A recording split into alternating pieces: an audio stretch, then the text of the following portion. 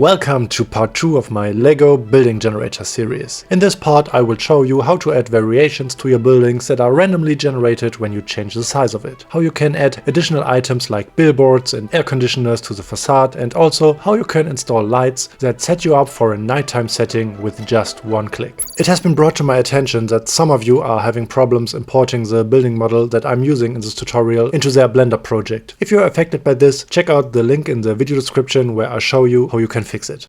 Alright, now let's get started. Before we will add the various variations, there's one small thing we can adjust in our geometry node setup. Currently we have one collection for the ground floor, one for the floor and one for the roof, and for a building generator that only has to do what it is doing so far, this is wonderful and works well. However, if we now start incorporating alternative ground floors and roofs, as well as lights, AC units and maybe even other extras, etc., there are going to be quite a few collections here later that we will need to adjust and exchange if you want to create multiple houses from different models. I have therefore looked for a way in which it is sufficient to select only the top collection with the name of the building, and all the collections within it are automatically assigned correctly. Well, I found one. So we're quickly adapting our setup to this improved workflow. We are taking a radical approach by simply turning the ground floor collection into the building collection and connecting all the floors to it. To do this, you can hold down the control key to detach this connection and attach it here. Then press N to open the end panel and remove the floor collection and the roof collection. We will now call the ground collection building collection and assign the top collection of the whole building here. Now the entire house appears on each floor, but we will quickly fix that. We start with the ground floor. To see what we are doing, I briefly deactivate the other two groups with M.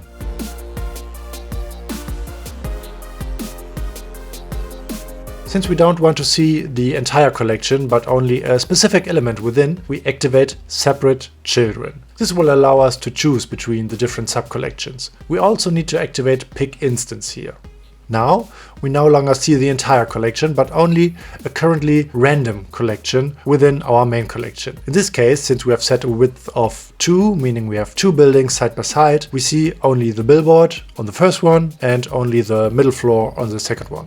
We don't want the selection to be made randomly. We want to determine it ourselves, and that is done through the index number, which we can retrieve with the instance index input. What is the index number? Each object in your scene has an index number. It indicates the position of the respective object within its list. In our case, the list is our main building collection, and what is inside it is basically numbered in alphabetical order, not in the order in which the objects are sorted here. The lowest index number in this case would be the billboard, because it comes first alphabetically. And to not be dependent on which letter these collections start with, but rather to decide ourselves in which order the collections are numbered, we simply add our own numbering. The numbering of the index starts with 0 and not with 1. That means we call our ground floor 00 ground floor, and we call the floor 01 floor, and we call the roof 02 roof, and we call the billboard 03 billboard. For now, because soon we will need to adjust the numbers a bit. We can now connect an integer node here, and you can see that when 0 is selected, only the ground floor is visible. If 1 is selected, only the floor is visible. With 2 it's the roof, and with 3 it's the billboard. Alright, wonderful, perfect. We can quickly apply that to the other floors as well. Make it visible again. We can rename it to building collection 2. We activate separate children, we activate pick instance, and we select the first floor with 1. And also for the roof, we rename this to building collection. Activate separate children and pick the right instance, which is number 2. Nice. Everything is working like before, and we only have one collection through which everything is managed. Perfect, now we can start with the variations. I have already hinted that the numbering will not remain exactly the same, because what's gonna happen is that we want to incorporate alternatives for the ground floor, the roof, so that the building simply does not look so uniform. Usually I'm fine with having 2 variants of each floor. If you want more, you can of course make even more, and if you're lazy, then you can also not include any variations at all. We can now work on the ground floor as an example. We duplicate the collection, and you can already see we now have 2 ground floors here, which changes the numbering in such a way that everything is pushed down by 1. That's why we need to adjust everything again. I would say our main floor is 0, 0 and A, and the variation is B, and of course 0, 1. We can also duplicate this here and this here as well. Then we have the fixed numbering for all the floors.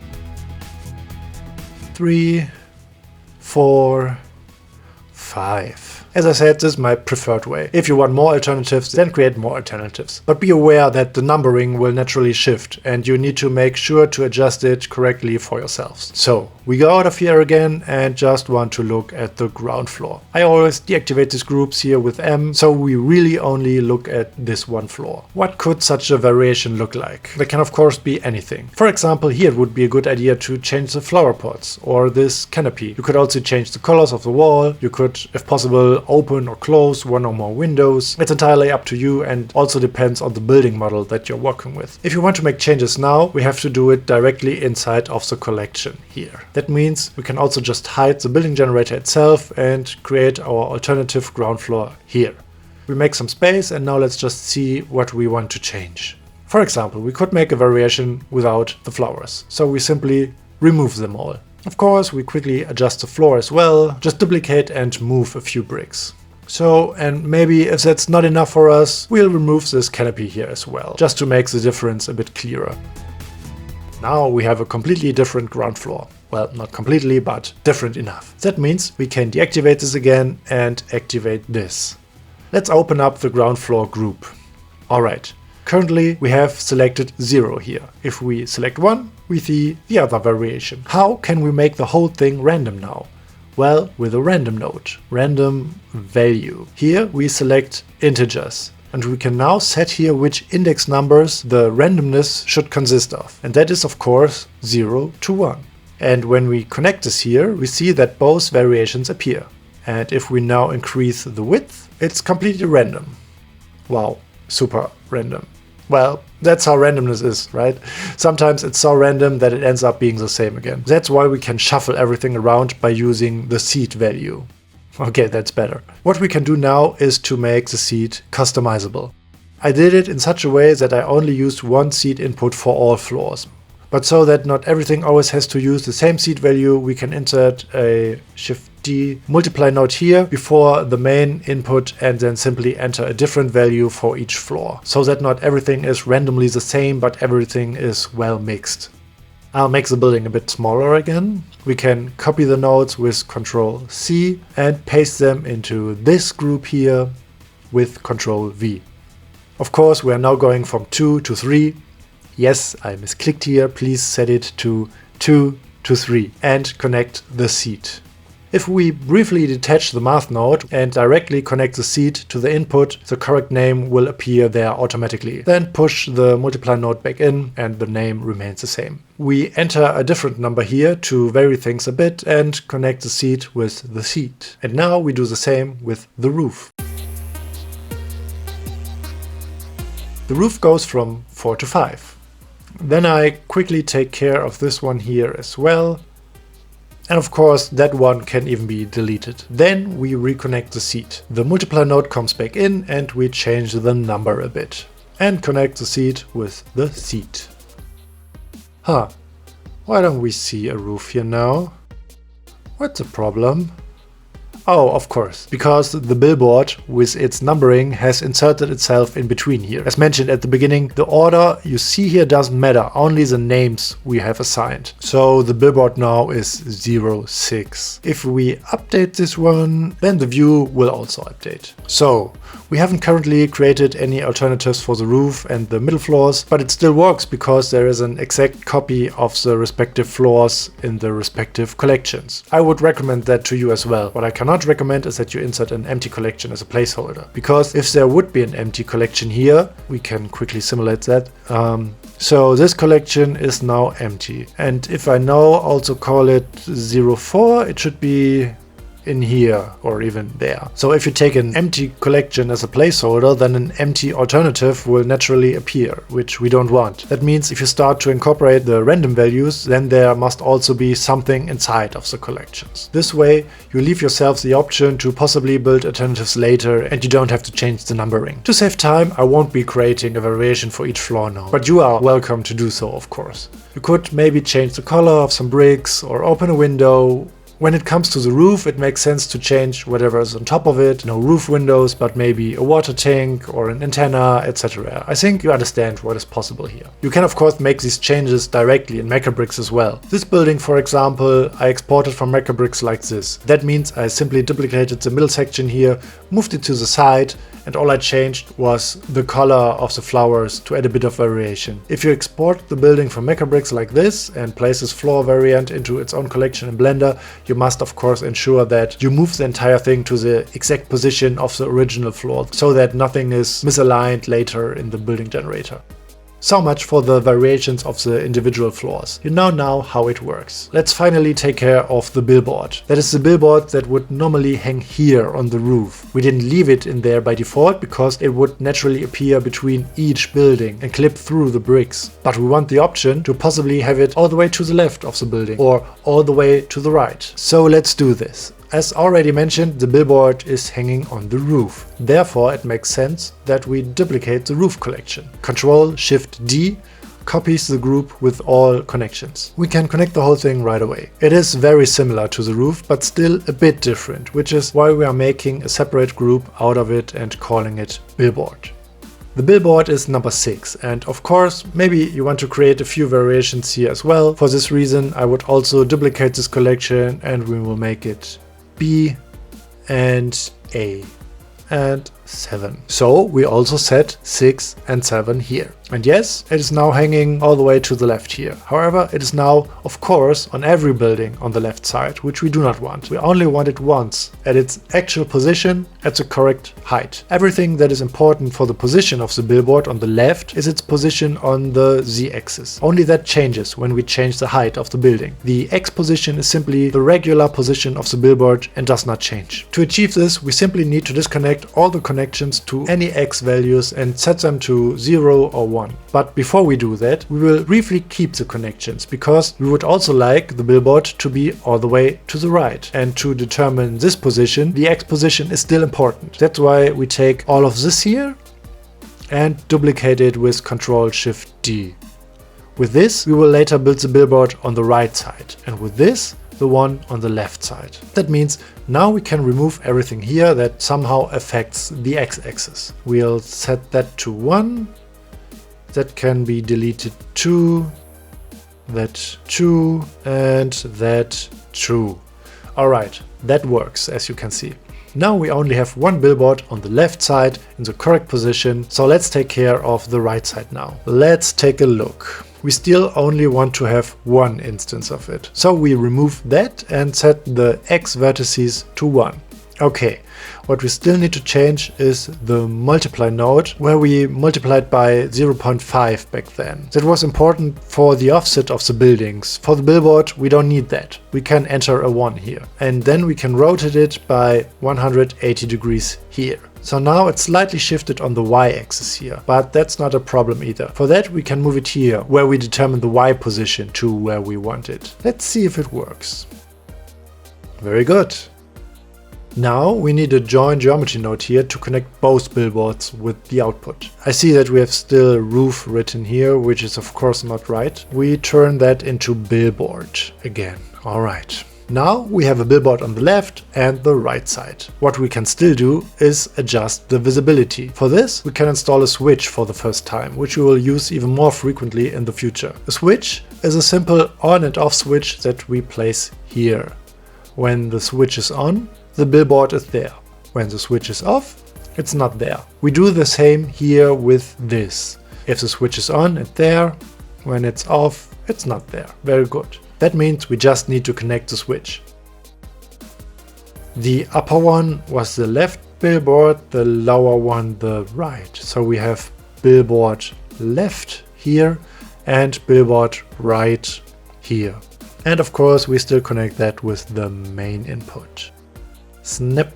And now you can turn the billboards on and off whenever you want. Perfect. How can we further customize our buildings and equip them with variations? The first thing that came to my mind are air conditioners. I just built a small model with Mechabricks, more poorly than well. I'm not a good set builder, but I'll link it for you in the info box anyway. Feel free to use it or build a better one. There are even 2 different designs that I made. This is the first version, and here we have another one. You can also put other things on the facades, any flags or posters or flower pots or whatever else comes to mind. That's why we are adding a new collection here and calling it 08 Extras A. Then we duplicate the collection and name it 09 Extras B. And maybe we want to have one more option with extras, so we'll make 10 Extras C.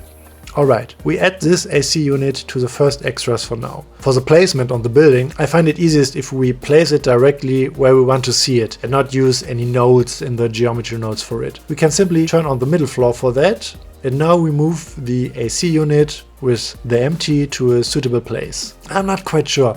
I come from a country where there aren't really many air conditioners on residential buildings. When I look at the Google image search, they sometimes hang on windows, sometimes they hang on the wall. You might know better and can then slap them wherever you want. Since there are quite a few windows here, we can definitely place 2 AC units within option A. You can duplicate this collection and align it as well.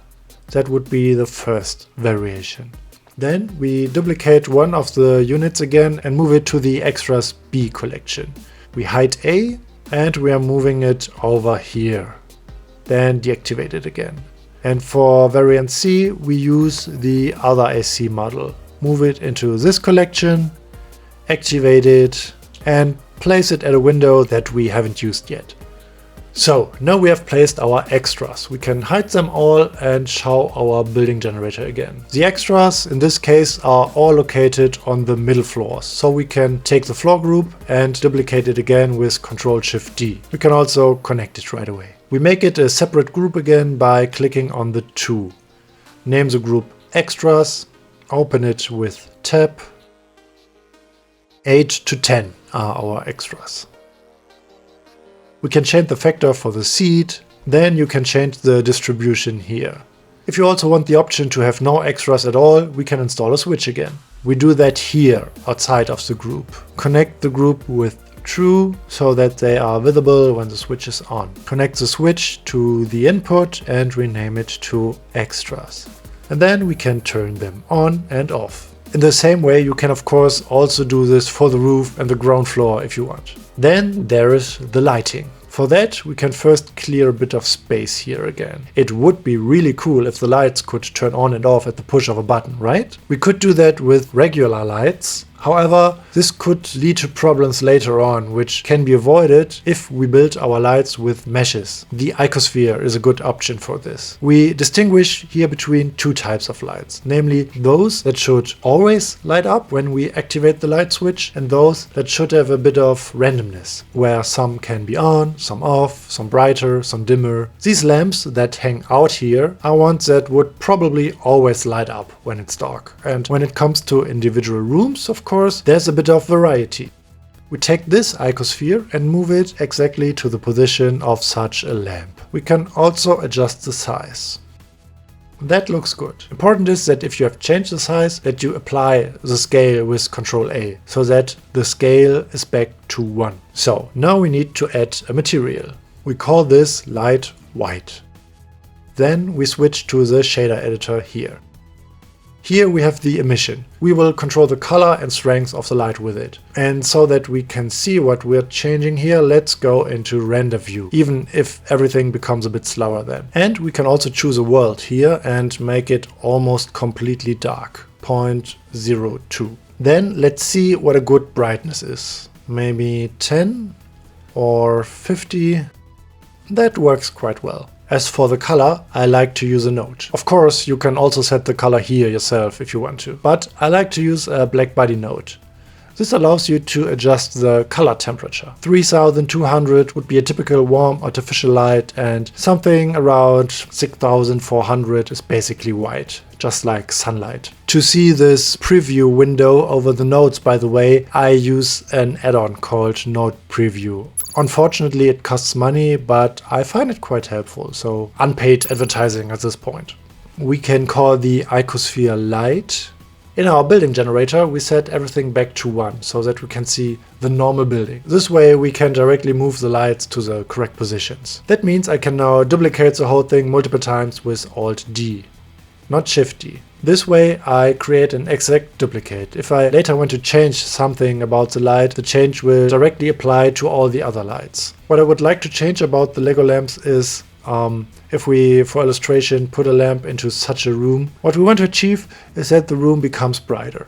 But we don't want to see this obvious light point here. We can adjust this by disabling the transmission in the visibility settings and also the camera option. I'll do that later in the video, but feel free to do it at this point, then you'll save yourself a few steps. This setting does not automatically apply to all the duplicated lights, so we will adjust it for all the ones we have created so far. Then there's the billboard. Of course, it also wants to be illuminated. You can get to a specific point by holding down the Shift key and right-clicking on the spot. And then I duplicate the light. Even though we can't see it right now, I just pressed Alt-D, and then I press Shift-S and click on To Cursor. At that point I realized that I forgot to deactivate the camera option. Here you can clearly see the effect that it has. That way it's not so important that the light is completely inside of the brick. If we look at the building from the left side, we can simply move the lights to the right place using Alt-D and Y. Alright, now we have the exterior lights, which should always be on when it's dark, ready for this building. So we can now select all these lights and create a new collection within the department store. So it's 11 MDS, we forgot to put MDS at the extras, lights. Or rather, it's not quite that simple. We actually need a separate collection of lights for each floor again, sorry. And also for the billboard. That's why we leave out the numbers for now until we've set everything up. Ground floor. Then we can duplicate that and duplicate that and then call it floor and roof. But then delete everything inside.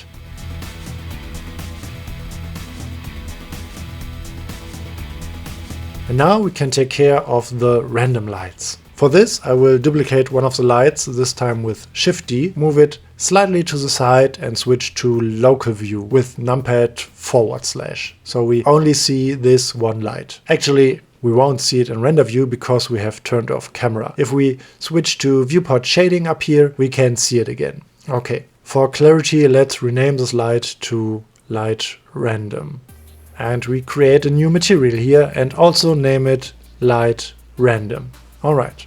Then we can separate the color node here, and to make it not so bright I lower the intensity to 5. Then it's a bit easier to work with for now. We will now set the color and intensity so that they always change randomly with each new light that is created. For this we can use the object info node, which has a random output here. And if we now combine this with a ramp and connect random to the factor, the random node will output a random value between 0 and 1. And 0 means black and 1 means white. We change the interpolation to constant and can now, for example, leave the white as one option, and for the other one I'll take a warmer artificial light and pick the color from here. If you don't have this add-on, I'll show you the color code here, then you can enter it yourself. And if we now set the whole thing to position 0.5, we have artificial light for random values from 0 to 5, and those from 5 to 1 will be the white light.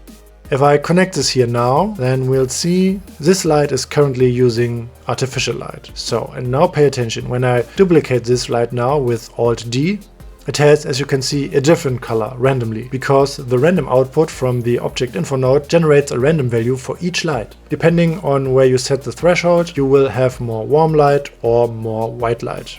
A matter of probability.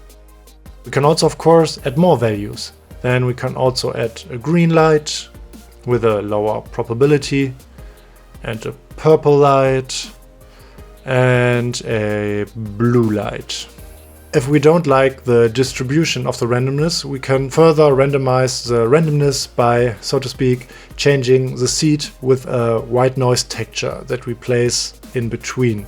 Output the value and set it to 4D. Then we can change the seed here, as you can see. Okay, we have already influenced the colors of the lights, and now we also want to influence the intensity. And that works basically in a very similar way. And for that we also need the object info node. If we connect it directly with the strength, we only get values between 1 and 0 here, which is of course much too weak. That's why we need another math node in between. We figured that 50 is a good value for the maximum strength, so we enter it here. This way we essentially have a maximum of 1 times 50 if random outputs 1. Of course, we can also insert the white noise texture here. Take the value, not the color, and change the value. If you would have exactly the same value here, then every green light would always be equally bright and every purple light would always be equally bright, etc. That's why we mix it up a bit to have some variance and randomness even within a single color. I can add another 2-3 lights and you'll see that they are all really quite different in brightness. When we soon equip our house with these lights, we might not only want the color and brightness to change, but also for some of the lamps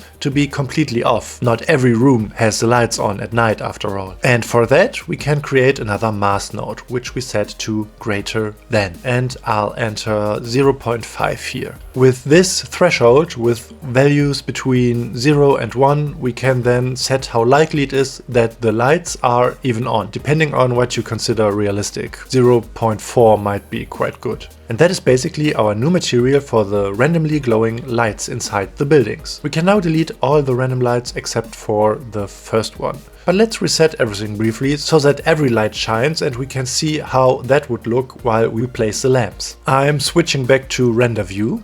As you can see, you see nothing here because we turned off camera and there is nothing in the scene that reflects the light. Which is very good, because when the light is off we don't see a black sphere in the room, but simply nothing. So if I press the slash key again, the house will reappear. We can go to the front view and then illuminate the ground floor. So nicely in the middle. Then I can duplicate it again with Alt D, move it a bit to the side with X. Then we do Alt D Z and go here, Alt D X and here. Then I can duplicate the light again, move it up and then put it in the floor collection. And then I create a few lights for it. Now we still have the roof, so I duplicate again, move it here and move it to the roof collection. And once again, Alt D and X. And if I set my 0.5 here again, we can see that not all the lights are on anymore, but only a few. Is that still too much though? Maybe 0.5? As I said, you can mix the colors here. I still think it's too likely that the colorful lights appear. They should really be very rare. And the warm light a little more often. That's good. As a final step, we obviously still need to integrate this into the geometry nodes. So let's close everything here again and deactivate the light collections. Select our building generator. If this grid around the house annoys you, just click next to it once. It will still be selected though. Now we need to pack the lights into the individual groups. Let's go to the ground floor group first and duplicate this node once with Ctrl-Shift D. We can detach this and connect an integer node instead. We are here on the ground floor. The ground floor for the lights is 11. We will now connect everything with a join geometry node. Boom, and now our ground floor is lit up. Then of course we ideally want to have a switch here as well to turn the lights on and off. We'll do that with a switch node. So we place it in between here. The lights should be on when the switch is activated, so we connect them to true and connect the switch to the input. Name the input lights, again out of the group, and connect these lights with the overall input and then turn it on here. Boom, our ground floor lights up. We now have to do the whole thing with each collection. Again, Ctrl-Shift D, connect an integer node to the instance index, look for the correct number, 12, add a join geometry node, add a switch, and connect everything. Name the switch lights and connect the lights to the same light switch as before. To save some time, I select this, and this node while holding the Shift key. Press Ctrl C, go to the roof collection, Ctrl V. That's 13, that goes into true. I think you understood the system. The billboard is just a tiny bit different. We have to do the whole thing twice. Once for the left billboard and once for the right. That's 14. So these switches were for the visibility of the billboards. That's why we create the join geometry node and the light switch in front of them. Like this. Then do the whole thing for the other side. This is 14 as well. Snap.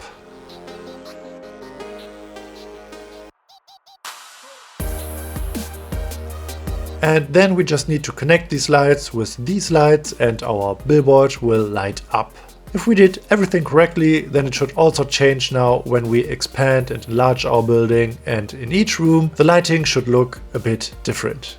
Wonderful. I'll turn on the right billboard again to check it. It lights up too. Yes, perfect. So we are done with the lights.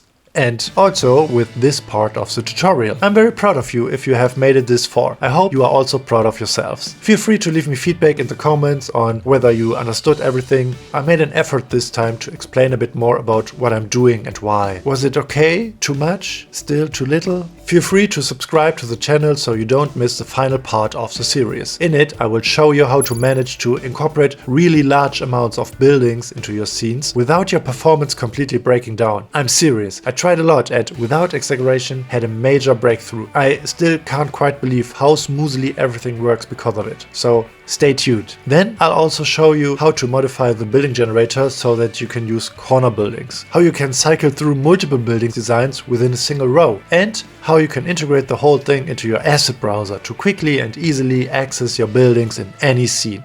You shouldn't miss that. See you then.